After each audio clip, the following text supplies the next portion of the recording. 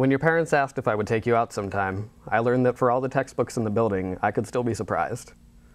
I told your father that you spent most of your afternoons batting volleyballs over the net to the football players, that maybe that would be a better fit.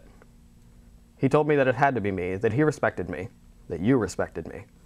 I remembered our sophomore homecoming dance, you staring in wide-eyed horror across our tiny gym as I let down 13 inches of my hair and swung them around like a rebellious lasso.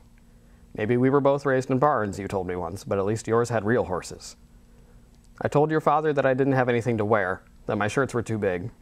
He tugged at my sleeve and told me not to sweat the small stuff, that whatever I wanted to wear would be fine. I said that I didn't know how not to argue with you over religion. We nearly set not one but two of our science experiments on fire, arguing about a woman's right to choose and not watching as our papers inched toward the Bunsen burner in our frustration, and your father told me to shut up. I told them that I didn't know where to take you. They said that it was fine, that they had a place all picked out, that they would drive us there. What mattered was that I would go with you. From your father I learned two things. I learned persistence. I learned that sometimes a funeral is an awkward first date. I held the silver handle at the side of your casket while your uncle told us that your crooked pinky fingers were the only way he knew who was stroking his bald head while he sat in his armchair. I'd never seen him frown before that day.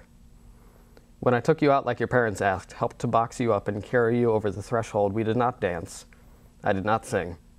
I sat staring across the school gym as your saddle and lasso hung on the front of your casket, sitting in the front row on a metal folding chair, the same ones from the cafeteria that sometimes we said made it feel like we were in a hospital waiting room.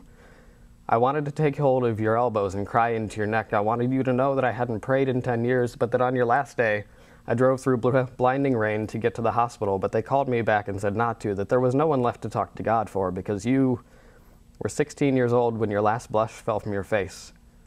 Squaring the number of letters in the word life still does not make 16 feel like the right answer.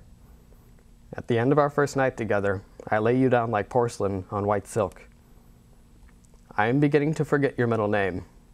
I am forgetting the way your vowels sounded like safety ropes stretched over canyon ledges. I have been trying to write this for 4 years, have not forgotten the metal folding chairs, have not forgotten your lasso slung over your casket and the way the choir sounded lost without its loudest alto. Your mother wears a copper compass around her neck now.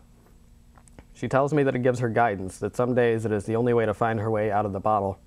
She says you wouldn't have liked to see her like this, but that some nights she doesn't know what else to do but to try to light the fire in her chest again. I have held her and she has soaked me to my bones. She whispers your name. She is hoping that when you come back for us, it will help to guide you in.